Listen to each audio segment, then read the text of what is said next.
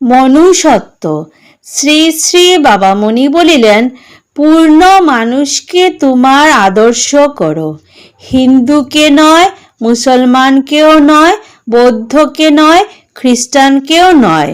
হিন্দুর মধ্যে এমন কোনো মানুষকে খুঁজে বের করো যার হিন্দুত্বটুকু বাদ দিলেও তিনি মানুষ হিসেবে সর্বোত্তম।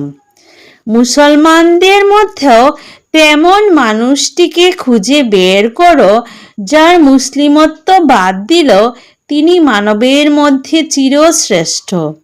খ্রিস্টানদের মধ্যে খুঁজে সেই মানুষটিকে বের করো যার খ্রিস্টানত্ব বাদ দিলেও তিনি অনুপম, অতুলন। বৌদ্ধদের মধ্যে খুঁজে সেই মানুষ রত্নটিকে বের করো যার বৌদ্ধত্বটুকু বাদ দিল তিনি মনুষ্যত্বের বিচারে অপ্রতিদ্বন্দ্বী, অপরাজেয়। সেই মানুষটির যা মনুষ্যত্ব তাই হবে তোমার আদর্শ।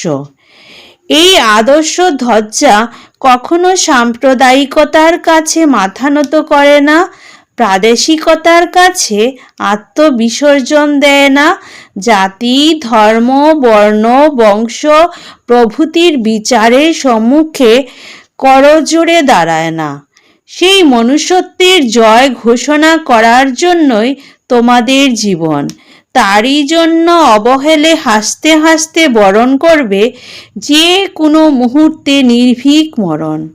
অখণ্ডমণ্ডলেশ্বর শ্রী শ্রী স্বামী স্বরূপানন্দ পরমহংসদেবের উপদেশবাণী, অখণ্ড সংহিতা, ঊনবিংশ খণ্ড থেকে পাঠ।